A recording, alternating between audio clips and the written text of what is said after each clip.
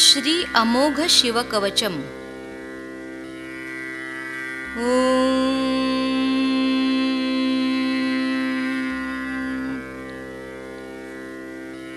श्री गणेशाय नमः। ॐ अस्य श्री शिवकवचस्तोत्र मंत्रस्य ब्रह्मा ऋषिः अनुष्टुप् छन्दः श्री सदाशिवरुद्रो देवता। ह्रीं शक्तिः रं कीलकं श्रीं ह्रीं क्लीं बीजं श्री सदाशिवप्रीत्यर्थे शिवकवचस्तोत्रजपे विनियोगः। करन्यासः ॐ नमो भगवते ज्वलज्ज्वालामालिने। ॐ ह्रां सर्वशक्तिधाम्ने ईशानात्मने अंगुष्ठाभ्यां नमः। ॐ नमो भगवते ज्वलज्ज्वालामालिने। ॐ नं ह्रीं नित्यतृप्तिधाम्ने तत्पुरुषात्मने तर्जनीभ्यां नमः। ॐ नमो भगवते ज्वलज्ज्वालामालिने। ॐ मं रूं अनादिशक्तिधाम्ने अघोरात्मने मध्यमाभ्यां नमः। ॐ नमो भगवते ज्वलज्ज्वालामालिने। ॐ श्रीं रैं स्वतन्त्रशक्तिधाम्ने वामदेवात्मने अनामिकाभ्यां नमः। ॐ नमो भगवते ज्वलज्ज्वालामालिने। ॐ वां रौं अलुप्तशक्तिधाम्ने सद्योजातात्मने कनिष्ठिकाभ्यां नमः। ॐ नमो भगवते ज्वलज्ज्वालामालिने। ॐ यं रः अनादिशक्तिधाम्ने सर्वात्मने करतलकरपृष्ठाभ्यां नमः। अथ ध्यानम्। वज्रदंष्ट्रं त्रिनयनं कालकण्ठमरिन्दमं सहस्रकरमत्युग्रं वन्दे शम्भुमुमापतिम्।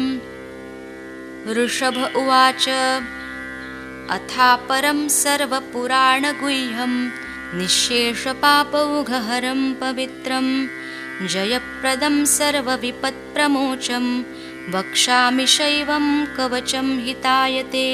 नमस्कृत्य महादेवं विश्वव्यापिनमीश्वरं वक्षे शिवमयं वर्म सर्वरक्षाकरं नृणां। शुचौ देशे समासीनो यथावत् कल्पितासनः जितेन्द्रियो जितप्राणश्चिन्तयेच्छिवमव्ययम्।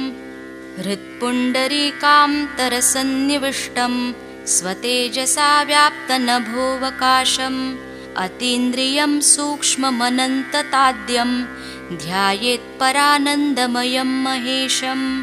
ध्यानावधूताखिलकर्मबन्धश्चरं चितानन्दनिमग्नचेतः षडक्षरन्याससमाहितात्मा शैवेन कुर्यात् कवचेन रक्षाम्।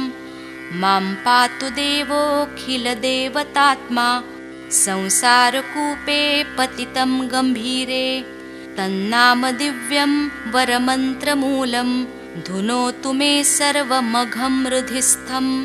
सर्वत्र मां रक्षतु विश्वमूर्तिर्ज्योतिर्मयानन्दघनश्चिदात्मा। अणोरणीयानुरुशक्तिरेकः स ईश्वरः पातु भयादशेषात्। यो भूस्वरूपेण बिर्भीतविश्वं पायात् स भूमेर्गिरिशोष्टमूर्तिः। योपां स्वरूपेण नृणां करोति सञ्जीवनं सोऽवतु मां जलेभ्यः। कल्पावसाने भुवनानि दग्ध्वा सर्वाणि यो नृत्यति भूरिलीलः। सकालरुद्रोऽवतु मां दवाग्नेर्वात्यादिभीतेरखिलाच्चतापात्। प्रदीप्तविद्युत्कनकावभासो विद्यावराभीतिकुठारपाणिः। चतुर्मुखस्तत्पुरुषस्त्रिनेत्रः प्राच्यां स्थितं रक्षतु मामजस्त्रम्। कुठारवेदाङ्कुशपाशशूलकपालढक्काक्षगुणान्दधानः चतुर्मुखो नीलरुचिस्त्रिनेत्रः पायादघोरो दिशि दक्षिणस्यां कुन्देन्दुशङ्खस्फटिकावभासो वेदाक्षमाला वरदाभयाङ्कः त्र्यक्षश्चतुर्वक्र उरुप्रभावः सद्योऽधिजातो वस्तु मां प्रतीच्यां वराक्षमालाभयटङ्कहस्तः सरोजकिञ्जल्कसमानवर्णः त्रिलोचनश्चारुचतुर्मुखो मां पायादुदीच्यां दिशि वामदेवः वेदाभ्येष्टाङ्कुशपाशटङ्क कपालढक्काक्षकशूलपाणिः सितद्युतिः पञ्चमुखोऽवतान्मां मीशान ऊर्ध्वं परमप्रकाशः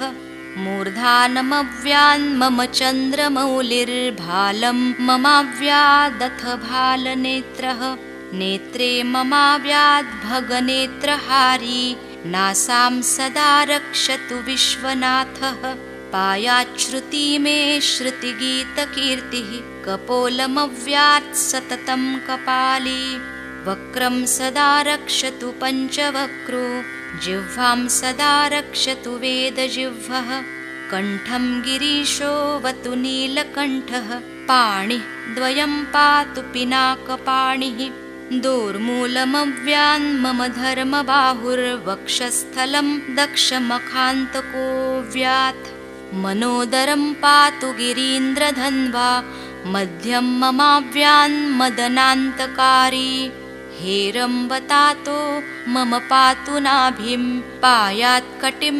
धूर्जटिरीश्वरो मे ऊरुद्वयं पातु कुबेरमित्रो जानुद्वयं मे जगदीश्वरो व्यात् जङ्घायुगं पुङ्गवकेतुरव्यात् पादौ ममाव्यत्सुरवन्द्यपादः महेश्वरः पातु दिनादियामे मां मध्ययामेऽवतु वामदेवः त्रिलोचनः पातु तृतीययामे वृषध्वजः पातु दिनान्त्ययामे पायान्निषादौ शशिशेखरो मां गङ्गाधरो रक्षतु मां निशीथे गौरीपतिः पातु निशावसाने मृत्युञ्जयो रक्षतु सर्वकालम् अन्तःस्थितं रक्षतु शङ्करो मां स्थाणुः सदा पातु बहिस्थितं मां तदन्तरे पातु पतिः पशूनां सदाशिवो रक्षतु मां समन्तात् तिष्ठतमव्याद्भुवनैकनाथः पायाद्व्रजन्तं प्रथमाधिनाथः वेदान्तवेद्योऽवतु मां निषण्णं मामव्ययः पातु शिवशयानम् मार्गेषु मां रक्षतु नीलकण्ठः शैलादिदुर्गेषु पुरत्रयारिः अरण्यवासादिमहाप्रवासे पायान्मृगव्याध उदारशक्तिः कल्पान्तकोटोपपटुप्रकोप स्फुटाट्टहासोच्चलिताण्डकोशः घोरारिसेनरणवधुर्निवार महाभयाद्रक्षतु वीरभद्रः पत्यश्वमातङ्गघटावरूथ सहस्रलक्षायुतकोटिभीषणम् अक्षौहिणीनां शतमाततायिनां छिन्द्यान्मृडो घोरकुठारधारया निहन्तु दस्यून् प्रलयानलार्चिर्ज्वलत्त्रिशूलं त्रिपुरान्तकस्य शार्दूलसिंहर्क्षवृकादिहिंस्त्रान् सन्त्रासयत्वीशधनुपिनाकः दुःस्वप्नदुःशकुनदुर्गतिदौरमनस्य दुर्भिक्षदुर्व्यसनदुस्सह दुर्यशांसि उत्पाततापविषभीतिमसद्ग्रहार्ति व्याधिंश्च नाशयतु मे जगतामधीशः ॐ नमो भगवते सदाशिवाय सकलतत्त्वात्मकाय सर्वमन्त्रस्वरूपाय सर्वयन्त्राधिष्ठिताय सर्वतन्त्रस्वरूपाय सर्वतत्त्वविदूराय ब्रह्मरुद्रावतारिणे नीलकण्ठाय पार्वतीमनोहरप्रियाय सोमसूर्याग्निलोचनाय भस्मोद्धूलितविग्रहाय महामणिमुकुटधारणाय माणिक्यभूषणाय सृष्टिस्थितिप्रलयकालरौद्रावताराय दक्षाध्वरध्वंसकाय महाकालभेदनाय मूलाधारैकनिलयाय तत्त्वातीताय गंगाधराय सर्वदेवाधिदेवाय षडाश्रयाय वेदान्तसाराय त्रिवर्गसाधनायानन्तकोटिब्रह्माण्डनायकायानन्त वासुकी तक्षक कर्कोटक शंख कुलिक पद्म महापद्मेत्यष्ट महानागकुलभूषणाय प्रणवस्वरूपाय चिदाकाशाय आकाशदिक्स्वरूपाय ग्रहनक्षत्रमालिने सकलाय कलङ्करहिताय सकललोकैककर्त्रे सकललोकैकभर्त्रे सकललोकैकसंहन्त्रे सकललोकैकगुरवे सकललोकैकसाक्षिणे सकलनिगमगुह्याय सकलवेदान्तपारगाय सकललोकैकवरप्रदाय सकललोकैकशङ्कराय शशाङ्कशेखराय शाश्वतनिजावासाय निराभासाय निरामयाय निर्मलाय निर्लोभाय निर्मदाय निश्चिन्ताय निरहङ्काराय निरङ्कुशाय निष्कलङ्काय निर्गुणाय निष्कामाय निरुपप्लवाय निरवध्याय निरन्तराय निष्कारणाय निरन्तकाय निष्प्रपञ्चाय निस्सङ्गाय निर्द्वन्द्वाय निराधाराय निरागाय निष्क्रोधाय निर्मलाय निष्पापाय निर्भयाय निर्विकल्पाय निर्भेदाय निष्क्रियाय निस्तुलाय निस्संशयाय निरञ्जयाय निरुपमविभवाय नित्यशुद्धबुद्धपरिपूर्ण सच्चिदानन्दाद्वयाय परमशान्तस्वरूपाय तेजोरूपाय तेजोमयाय जय जय रुद्र महारौद्र भद्रावतार महाभैरव कालभैरव कल्पान्तभैरव कपालमालाधर खट्वांग खड्ग चर्म पाशांकुशडमरु शूलचाप बाण गदा शक्ति भिंदी पाल तोमर मुसल मुद्गर पाश परिघ भुषुंडी शतग्नि चक्राद्यायुध भीषण कर सहस्र मुख दंष्ट्राकराल वदन विकटाट्ट हास विस्फारित ब्रह्मांड मंडल नागेन्द्र कुंडल नागेन्द्र हार नागेन्द्र वलय नागेन्द्र चर्मधर मृत्युंजय त्र्यंबक पुरांतक विश्वरूप विरूपाक्ष विश्वेश्वर वृषभवाहन विष विभूषण विश्वतोमुख सर्वतो रक्ष रक्ष मां ज्वल ज्वल महामृत्युमपमृत्युभयम् नाशय नाशय चोरभयमुत्सादयोत्सादय विषसर्पभयं शमय शमय चोरान् मारय मारय मम शमनुच्चाटयोच्चाटय त्रिशूलेन विदारय कुठारेण भिन्धि भिन्धि खड्गेन छिन्धि छिन्धि खट्वाङ्गेन विपोथय विपोथय मुसलेन निष्पेषय निष्पेषय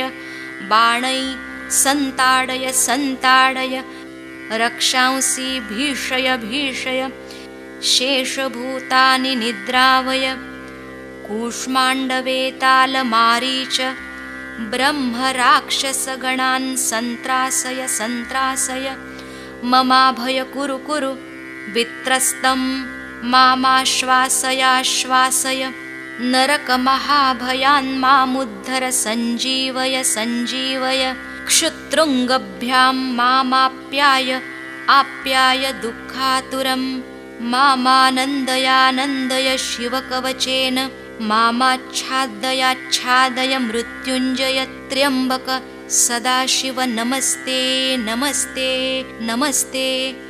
ऋषभ उवाच इत्येतत्कवचं शैवं वरदं व्यावृतं मया सर्वबाधाप्रशमनं रहस्यं सर्वदेहिनां यः सदा धारयेन्मर्त्यः शैवं कवचमुत्तमम् न तस्य जायते क्वापि भयं शम्भोरनुग्रहात् क्षीणायु अप्राप्तमृत्युर्वा महारोगहतोऽपि वा सद्यः सुखमवाप्नोति दीर्घमायुश्च विन्दति सर्वदारिद्र्यशमनं सौमङ्गल्यविवर्धनं यो धत्ते कवचं शैवं सदैवैरपि पूज्यते महापातकसङ्घातैर्मुच्यते चोपपातकैः देहान्ते मुक्तिमाप्नोति शिववर्मानुभावतः त्वमपि श्रद्धया वत्स शैवं कवचमुत्तमं धारयस्व मया दत्तं सद्यः श्रेयो यवाप्स्यसि। सूत उवाच इत्युक्त्वा ऋषभो योगी तस्मै पार्थिवसूनवे ददौ शङ्खं महारावं खड्गं चारिनिषूदनं पुनश्च भस्म सम्मन्त्र्य तदङ्गं परितोऽस्पृशत् गजानां 600 द्विगुणस्य बलं ददौ भस्मप्रभावात् सम्प्राप्त बलैश्वर्यधृतिस्मृतिः स राजपुत्रः शुशुभे शरदर्क इव श्रिया तमाह प्राञ्जलिं भूयः स योगी नृपनन्दनम् एष खड्गो मया दत्तस्तपो मन्त्रानुभावितः शितधारमिमं खड्गं यस्मै दर्शयसे स्फुटं स सद्यो म्रियते शत्रुः साक्षान् मृत्युरपि स्वयम् अस्य शङ्खस्य निर्ह्लादं ये शृण्वन्ति तवाहिताः ते मूर्छिताः पतिष्यन्ति न्यस्तशस्त्रा विचेतनाः खड्गशङ्खाविमौ दिव्यौ परसैन्यनिवासिनौ आत्मसैन्यस्य पक्षाणां शौर्यतेजो विवर्धनो एतयोश्च प्रभावेण शैवेन कवचेन च 2,600 नागानां बलेन महतापि च भस्मधारणसामर्थ्याच्छत्रुसैन्यं विजेष्यसि प्राप्य सिंहासनं पित्र्यं गोप्तासि पृथिवीमिमाम् इति भद्रायुषं सम्यगनुशास्य समातृकं ताभ्यां पूजितः सोऽथ योगी स्वैर्यगतिर्ययौ इति श्रीस्कन्दपुराणे 81 तृतीये ब्रह्मोत्तरखण्डे अमोघशिवकवचं समाप्तम्। साक्षात् श्री आदिशक्ति माताजी श्री निर्मला देव्यै नमो नमः। ॐ